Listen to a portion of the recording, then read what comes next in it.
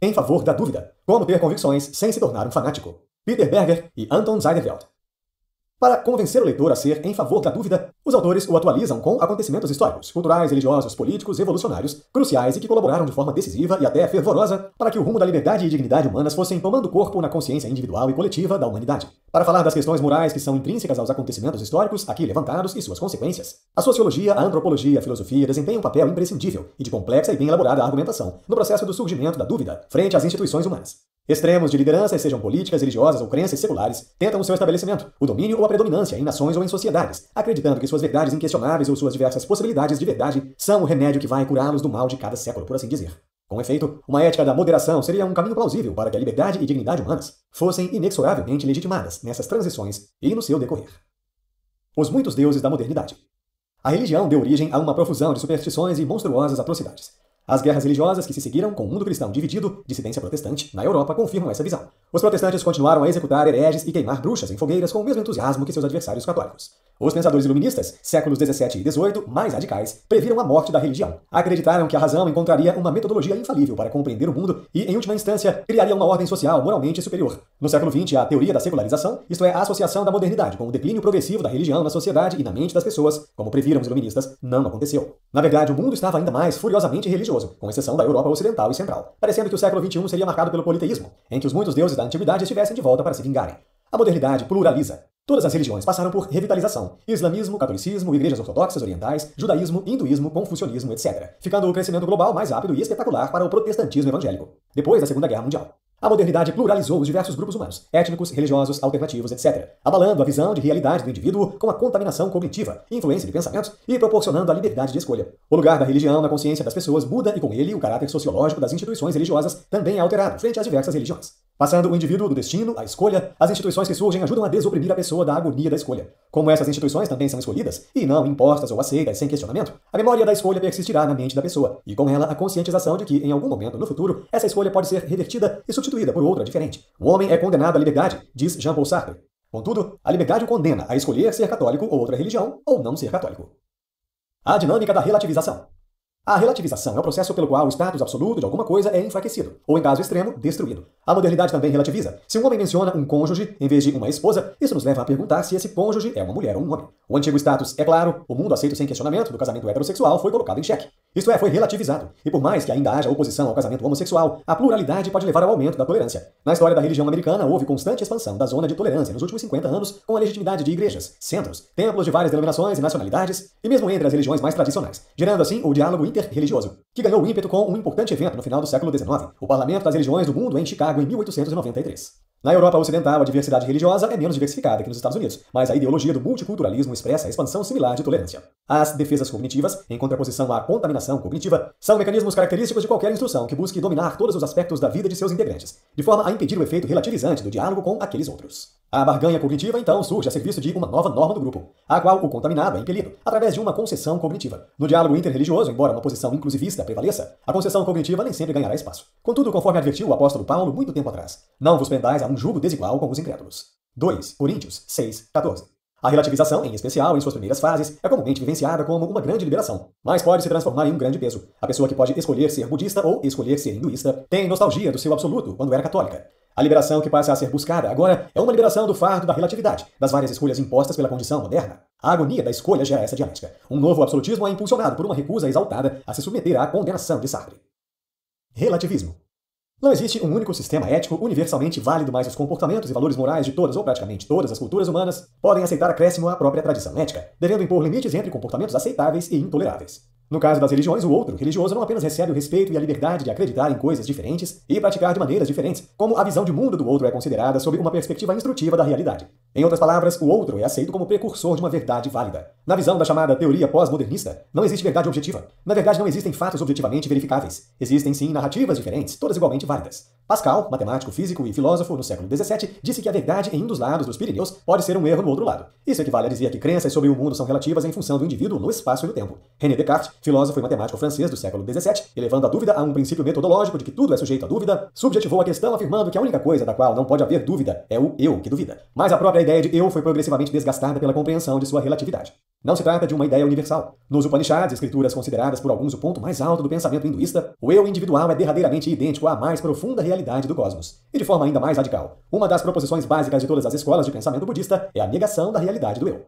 Ironicamente, para os relativistas das mais variadas frentes, Marx, Nietzsche, Freud, etc., apenas o seu pensamento relativista não deve ser relativizado. Mas quando o é porque os outros simplesmente não entendem. O fato de o relativismo negar uma realidade objetiva através da experiência empírica e, por conseguinte, permitir uma moralidade individual, ou seja, narrativas diferentes, todas igualmente válidas e não coletiva, é um convite ao niilismo, isto é, uma ética do vale tudo, que pode reduzir ao nada. Fundamentalismo. O fundamentalismo é um fenômeno reativo e não constitui um componente atemporal dessa ou daquela tradição. A reação é sempre contra uma ameaça percebida e uma comunidade que incorpora determinados valores, religiosos ou seculares. No contexto contemporâneo, a reação é justamente contra o efeito relativizante da modernidade. Os fundamentalistas tentam dominar toda uma sociedade e impor a sua crença sobre ela, uma solidariedade com base em uma uniformidade coagida de crenças e valores. Eles querem transformar a crença fundamentalista na realidade não questionada para todos os membros da sociedade. Isso implica ter acesso completo ou quase completo de todas as comunicações que poderiam subverter a visão do mundo fundamentalista. Isto é, as forças relativizantes da modernidade devem ser mantidas à distância, o que implica, por conseguinte, o estabelecimento e a manutenção de um Estado totalitário, um fenômeno político bem radical, não impossível, mas extremamente difícil de manter-se em condições modernas, pois as poderosas forças da economia global golpeiam tanto quanto possível quaisquer tentativas de que ele se imponha.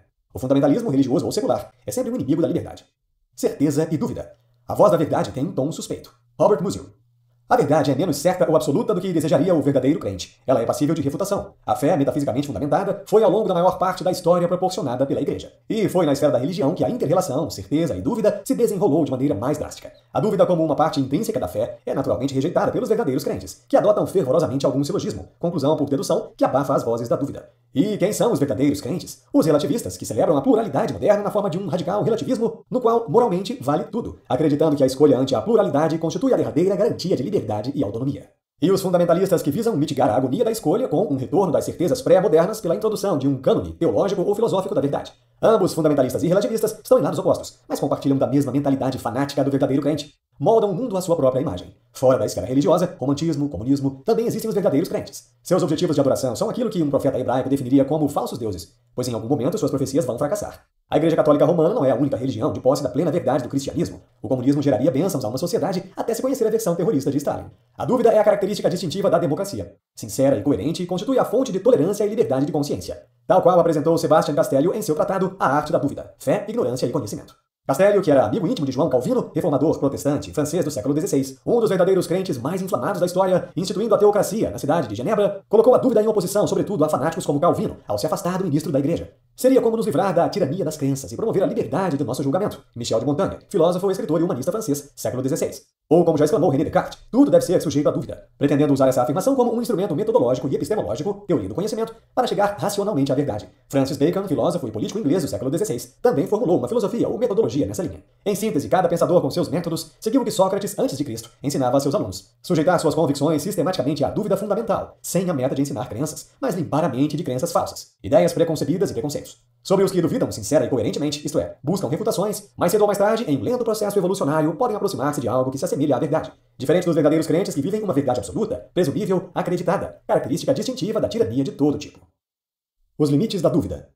Há limites cognitivos e morais à dúvida. A dúvida anti-institucional, que abandonou toda e qualquer certeza, leva a um subjetivismo estéril. Isto é, o indivíduo ou a coletividade perde a capacidade de agir por refletir interminavelmente sobre as opções e ponderar todas as possibilidades, podendo ter desalento, perder a esperança de ação e até chegar ao desespero, degenerando em caos e desordem, ou mesmo levando ao ceticismo e relativismo impensado. A dúvida com um limite, que desgasta a certeza benéfica de uma instituição, tem uma útil função, bastante positiva para o pensamento social moderno. Por causar uma agitação fundamental, pode gerar mudança cultural fundamental e pode ser uma pré-condição para a criatividade artística e intelectual. Legitimar a certeza moral na percepção do que significa ser humano é uma proposta plausível. Para os autores, a consciência induz a percepções específicas, que podem ser tanto positivas quanto negativas. Essa percepção, uma vez atingida, implica a universalidade. Era isso que o filósofo chinês Mencius tinha em mente quando sugeriu que até o mais calejado criminoso, diante de um bebê engatinhando na beira de um lago profundo, seria motivado a salvá-lo. Há percepções relativas em termos de tempo e espaço que são, na verdade, o desenvolvimento da percepção da dignidade humana. Com o decorrer da história, a escravidão do século XIX, por exemplo, desenvolveu essa percepção nos estados do sul dos Estados Unidos, mas não no Sudão do século XXI. Conforme a antropologia filosófica, a reciprocidade, behaviorismo social ou a interação, ações com outros seres humanos, outros significativos, pai, filho, companheiro, concretiza os pilares da vida social, fundamentados pelos padrões tradicionais de ação, pensamento e sentimento e pela língua falada. A criança, mais cedo ou mais tarde, integra todas essas interações em uma noção abstrata de sociedade, outro generalizado, que é o repositório das normas internalizadas. Mamãe fica brava se eu fizer xixi no chão. O carteiro pensa mal de mim se eu fizer xixi no chão. Não se faz xixi no chão. Se eu internalizo a dor do outro, um sentido moral leva à proposição de que eu deveria parar de impor essa dor. A história da tortura, cuja certeza moral é inaceitável em qualquer parte do mundo, foi legitimada pela lei da funcionalidade sociológica, mas demonstra que posso evitar essa empatia, seja como uma testemunha da tortura ou como o próprio torturador, se conseguir negar à vítima o status de alguém com quem tem um relacionamento de reciprocidade. Isto é, nego-lhe o status de um outro significativo potencial. A capacidade humana de reciprocidade e empatia é uma constante antropológica, sim, mas sujeita a todo tipo de manipulação, por isso tornando a legitimidade de algumas certezas morais pouco convincentes. Negar a humanidade da vítima é um, e negar a ação do abusador é outro. Na verdade, não sou eu quem está fazendo isso, sou só um instrumento de Deus. Para converter esses manipulares, seria necessário mudar as suas percepções. A relação precária entre a certeza e a dúvida no campo do julgamento moral pode ser representada pelo debate sobre o aborto, há décadas em pauta na América. Existem dois princípios, duas certezas morais, e uma dúvida no centro do debate. Princípios. 1. Que toda pessoa tem direito fundamental à vida. 2. Que uma mulher tem direito fundamental sobre o próprio corpo. Dúvida. Em que momento da gestação surge a vida humana? O que fazer então? O melhor em casos como este é favorecer uma abordagem conservadora. Um clima de dúvida saudável pode ser mantido pela democracia liberal com uma constituição e um sistema legal que protegem a liberdade de discordar, desde que eles mesmos, a constituição e o sistema legal, não estejam sujeitos à dúvida. A política da moderação. Política da moderação é uma política capaz de conciliar a dúvida através de uma ética da moderação. Para praticá-la, é preciso cultivar todos aqueles interesses que não podem e não devem ser politizados. O humor é um deles, e geralmente desmascara certezas, e ao mesmo tempo protege os opositores dos fanáticos. Aqueles que resistem ao fanatismo precisam fazer isso sem se tornar eles mesmos fanáticos. Helen Suzman destaca na luta na África do Sul contra o apartheid e contra a ideologia fanática que o fundamentou. Por muitos anos foi o único membro anti-apartheid do parlamento sul-africano, com um sagaz senso de humor por vezes apresentado contra seus adversários políticos. Certa vez ela se dirigiu ao gabinete e sugeriu que eles poderiam beneficiar-se de uma visita a um vilarejo de negros, para ver as condições em que as pessoas viviam lá, mas depois propôs que eles deveriam fazer isso disfarçados de seres humanos.